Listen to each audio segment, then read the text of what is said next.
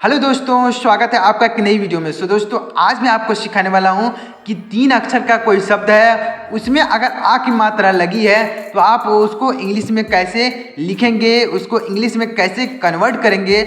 आज की वीडियो में आपको बिल्कुल आसान तरीके से सिखाने वाला हूं, बिल्कुल एकदम इजी तरीके से आपको सिखाने वाला हूं। अगर आपको इंग्लिश का ABCD और हिंदी का क ख ग घ भी नहीं आता है तो भी आप इस वीडियो को देखिएगा, पूरा देखिएगा तो ही आपको इस वीडियो से बेनिफिट मिलने वाला है। अगर आप आधा देखकर चले जाएंगे तो आपको कुछ भी नहीं समझ में आने वाला है, तो वीडियो पूरा देखिएगा। तो अगर आपको ये वीडियो अच्छा लगे तो लाइक कर दीजिएगा और चैनल को भी सब्सक्राइब करके बेल आइकन को ऑल पर सेलेक्ट कर लीजिएगा, जिससे वीडियो की नोटिफिकेशन सबसे पहले आपको मिले। तो यहाँ पर देखिए मैंने आ से लेकर आहा तक के अक्षरों को लिख दिया है, तो इसको हम इंग्लिश में सबसे पहले लिखेंगे।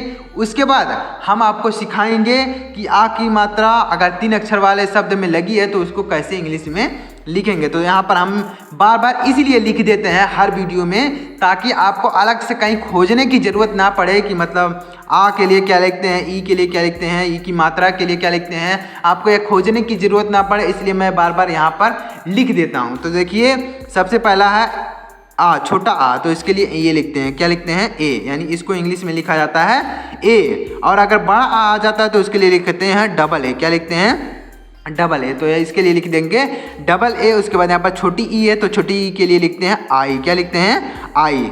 तो यहाँ पर लिख देंगे आई। और यहाँ पर बड़ी ई है तो बड़ी ई को लिखा जाता है डबल ई, बड़ी के लिए क्या लिखेंगे, डबल ई।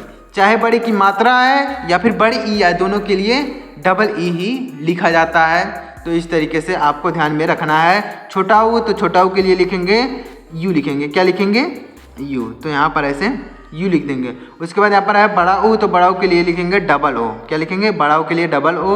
और री के लिए लिख देंगे आर आई, क्या लिखेंगे, आर आई। ए के लिए लिखेंगे ई, यानी ए को जब हम इंग्लिश में लिखते हैं तो ई लिखते हैं, या फिर ए की मात्रा लगानी हो तो भी हम ई ही लिखते हैं, कोई दूसरा शब्द नहीं लिखते हैं कि ए की मात्रा के लिए दूसरा लिख देंगे, ए के लिए दूसरा लिख देंगे, ऐसा कोई बात नहीं है। मतलब ए आए चाहे ए की मात्रा आए, दोनों के लिए ई लिखते हैं। उसके बाद ए, तो ए के लिए लिखते हैं ए आई, क्या लिखते हैं, ए आई। तो यहाँ पर लिख देंगे ए आई।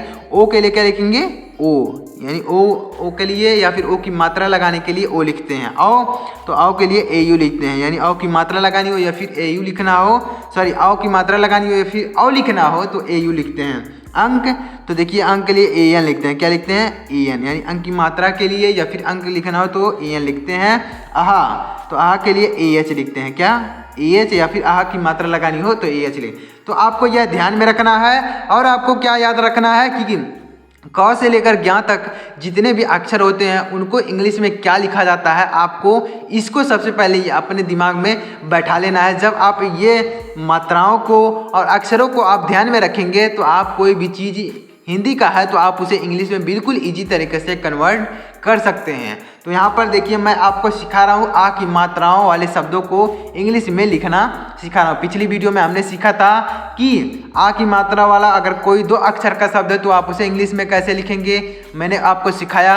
अब आज की वीडियो में हम देखेंगे कि अगर आ की मात्रा 3 अक्षर वाले शब्द में लगी है तो कैसे लिखेंगे। देखिए ध्यान से समझिएगा।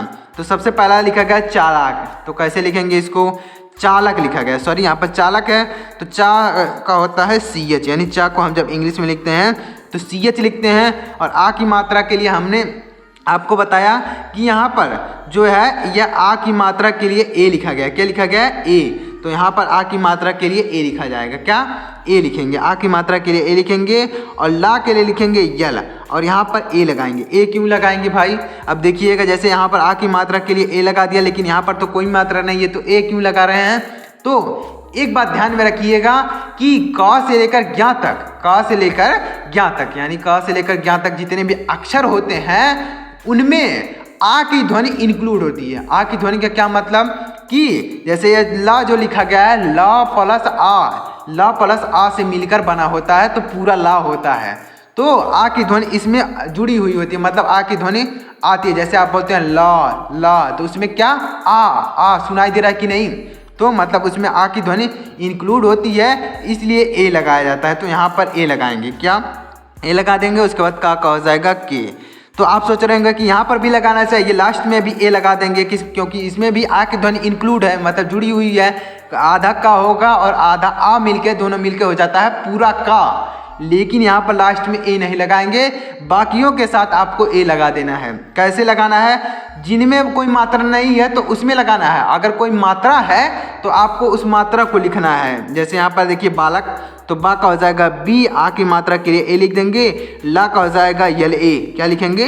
यल ए, और का हो जाएगा के, बालक। मतलब आपको ये लास्ट वाले के साथ ए नहीं लगाना है, बाकी अगर कोई मात्रा नहीं है तो आपको ए लगाकर लिखना है। जैसे ला है तो इसके साथ कोई मात्रा नहीं है तो ए लिख देना है, ए लगा देना है। और यहाँ पर बा है, इसके साथ आ की मात्रा लगी तो आपको ए लिखना है, आ की मात्रा के लिए लिखना है, इसके मतलब जो मात्रा आएगी उसको लिख देना है। पागल, तो पा का हो जाएगा पी, आ की मात्रा के लिए ए, गा का हो जाएगा जी ए, और ला का हो जाएगा यल, तो हो जाएगा पागल। ताकत, तो ता का हो जाएगा टी, आ की मात्रा के लिए ए, का हो जाएगा के ए, और ता का हो जाएगा टी, तो हो जाएगा ताकत।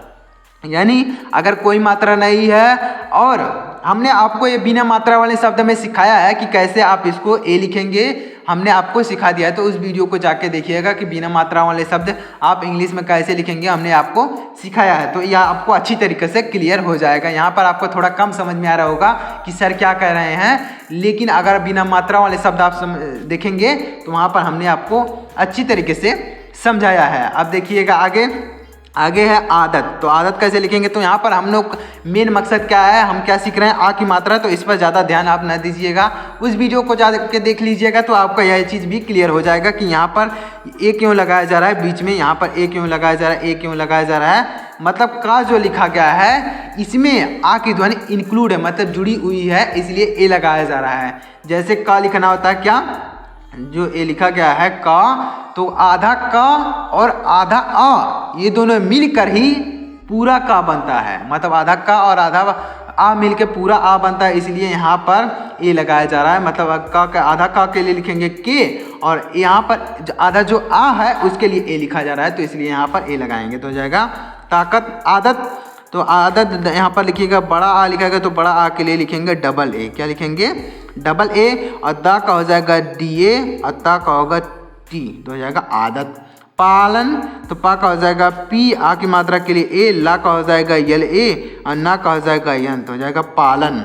चावल, तो चा का हो जाएगा सी एच, आ की मात्रा के लिए ए, वा का हो जाएगा वी ए, और ला का हो जाएगा यल। तो आप सीधे समझ सकते हैं कि जो अगर कोई अक्षर है उसमें कोई मात्रा नहीं लगी है तो आपको उसके साथ ए जोड़कर ही लिखना है, लास्ट में केवल नहीं लिखना है, बाकियों के साथ आपको ए लगा कर लिखना है। जैसे वा का वी ए हो गया, ला का हो गया यल ए हो गया, दा का हो गया डी ए, तो मतलब कोई मात्रा न हो तो आपको ए लगाना है। जाकर, तो जा का हो जाएगा जे, आ की मात्रा के लिए ए, का हो जाएगा के ए, और रा का हो जाएगा आर, हो जाएगा जाकर। ऐसे आपको लिखना है। आकर, तो आकर यहाँ पर बड़ा आ गया तो उसके लिए लिखेंगे डबल ए, और का हो जाएगा के ए, और रा का हो जाएगा आर, हो जाएगा आकर। लास्ट में आपको ए नहीं लगाना है। खाकर, तो खा का हो जाएगा के एच, सॉरी यहाँ पर एच रहेगा, यहाँ पर क्या रहेगा, यच रहेगा। आ की मात्रा के लिए ए लिखेंगे, और का हो जाएगा के ए, और रा का हो जाएगा आर, हो जाएगा खाकर। क्या होगा? खाकर। लागत, तो ला का हो जाएगा यल, आ की मात्रा के लिए ए लिखेंगे, गा का हो जाएगा जी ए, और ता का हो जाएगा टी, हो जाएगा लागत। मतलब अगर कोई मात्रा नहीं है तो आपको ए लगाकर लिखना है। अगर कोई मात्रा आ जाती है, जैसे यहाँ पर आ की मात्रा आ गई तो आ की मात्रा लिख देना है। मान लीजिए यहाँ पर छोटी की मात्रा आई है तो छोटी की मात्रा को आपको लिखना है, ए नहीं लगाना है, तब आपको वही मात्रा लिखना है। और अगर कोई मात्रा नहीं है तो आपको ए लगाकर लिखना है। जैसे गा का हो जाएगा जी, और यहाँ पर ए लगाना है। मतलब इसमें आ की ध्वनि इंक्लूड हो जाती है, मतलब अक्का से लेकर ज्ञा तक जितने अक्षर होते हैं उसमें आ की ध्वनि इंक्लूड होती है। आगम, तो यहाँ पर डबल ए लिखेंगे, गा का हो जाएगा जी ए, और माँ का हो जाएगा यम, तो हो जाएगा आगम। आगम ऐसे आपको लिखना है। अगर आप इसमें से 4-5 शब्द मुझे कमेंट करके बताएंगे तो मैं समझ जाऊंगा कि जो चीज़ मैंने आपको सिखाया, जो चीज़ पढ़ाया, वह चीज़ आपको समझ में आया। तो मैं आपको हार्ट जरूर दूंगा अगर इसमें से आप 4-5 शब्द कमेंट कर देते हैं मुझे। तो आप देखिएगा आगे, अब यहाँ पर जो शब्द लिखा गया इसमें दो दो मात्राएं लगी हैं। आ की मात्रा दो जगह लगी है, जैसे देखिए यहाँ पर भी दो मात्रा लगी है, आ की मात्रा है, आ की मात्रा दो जगह लगी है। तो इसको कैसे लिखेंगे देखिएगा, तो सा का हो जाएगा यस, आ की मात्रा के लिए ए, मा का हो जाएगा यम, फिर आ की मात्रा के लिए ए, ना का हो जाएगा यम, तो जाएगा सामान। मतलब यहाँ पर मान लीजिए ये आ की मात्रा नहीं होती तो भी हम ए लिखते हैं, तो हो जाएगा सामान। ऐसे आपको लिखना है। अब देखिए पकाना, तो पा का हो जाएगा पी, उसके बाद यहाँ पर ए लगाएंगे। क्यों लगाएंगे भाई, हमने आपको बता ही दिया कि अगर कोई मात्रा नहीं है तो उसके साथ आपको ए लगाना है, मतलब इसमें आ की ध्वनि इंक्लूड है। का हो जाएगा के, आ की मात्रा के लिए ए लिखेंगे, और ना का हो जाएगा यन, आ की मात्रा के लिए फिर ए लिख देंगे, तो हो जाएगा पकाना। उजाला, तो यहाँ पर उ है तो उसके लिए यू लिखेंगे, और जा का हो जाएगा जे, आ की मात्रा के लिए ए लिखेंगे, ला का हो जाएगा यल, आ की मात्रा के लिए ए लिखेंगे।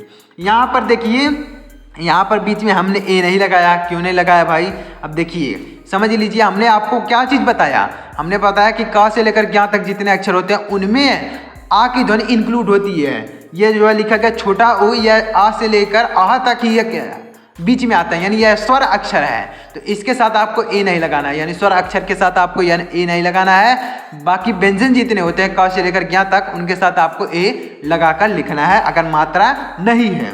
मामला, तो माँ का हो जाएगा यम, आ की मात्रा के लिए ए, उसके बाद माँ का हो जाएगा फिर यम ए, और ला का हो जाएगा यल, आ की मात्रा के लिए ए, यानी यहाँ पर कोई मात्रा नहीं है तो ए हमने बीच में लगा दिया। तो ये मामला।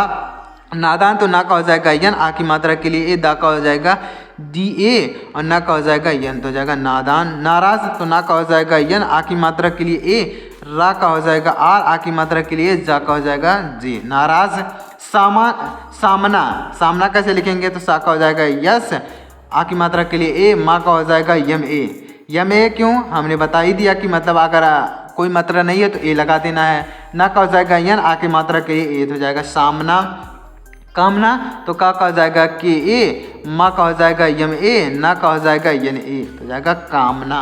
तो ऐसे आपको लिखना है। अगर इसमें से 4-5 शब्द आप मुझे कमेंट करेंगे तो मैं आपको हट जरूर दूंगा। आगरा, तो देखिएगा डबल ए लिखेंगे, यानी आ के लिए डबल ए, गा का हो जाएगा जी ए, और रा का हो जाएगा आर, और आ की मात्रा के लिए ए, तो हो जाएगा आगरा।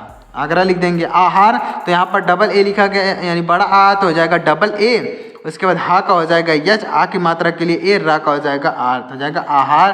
बाजार, तो बा का हो जाएगा बी, आ की मात्रा के लिए ए लिख देंगे, जा का हो जाएगा जे, आ की मात्रा के लिए फिर ए लिख देंगे, रा का हो जाएगा आर, तो बाजार। यानी आ की मात्रा के लिए ए आपको लिखना है, और अगर कोई मात्रा नहीं है तो भी आपको ए लिख देना है। हमने बता दिया कि क्यों ए आपको लगाना है, क्योंकि यहाँ कोई अक्षर होता है जो का से लेकर ज्ञा तक जितने अक्षर होते हैं उनमें आ की ध्वनि इंक्लूड होती है, मतलब मिली हुई होती है, जुड़ी हुई होती है। आराम, तो आराम यहाँ पर बड़ा आ तो उसके लिए डबल ए लिखेंगे, रा का हो जाएगा आर, आ की मात्रा के लिए ए, मा का हो जाएगा यम, तो हो जाएगा आराम। तो देखा दोस्तों आपने कि मैंने आपको बिल्कुल आसान तरीके से सिखाया कि अगर 3 अक्षर का कोई शब्द है या फिर 4 अक्षर का 2 अक्षर का शब्द है, उसमें अगर आ की मात्रा लगी है तो आप उसको इंग्लिश में कैसे लिखेंगे, बिल्कुल इजी तरीके से मैंने आपको सिखाया। अगर आप इसमें से 4-5 शब्द मुझे कमेंट करके बताएंगे तो मैं समझ जाऊंगा कि आपको यह वीडियो समझ में आया है। और अगर आपको अच्छा लगे वीडियो तो लाइक कर दीजिएगा, और चैनल को सब्सक्राइब करके बेल आइकन को ऑल पर सेलेक्ट कर लीजिएगा, जिससे मेरी रोज आने वाली वीडियो की नोटिफिकेशन सबसे पहले आपको मिले। तो चलिए मिलते हैं अगली वीडियो में, तब तक के लिए जय हिंद, वंदे मातरम।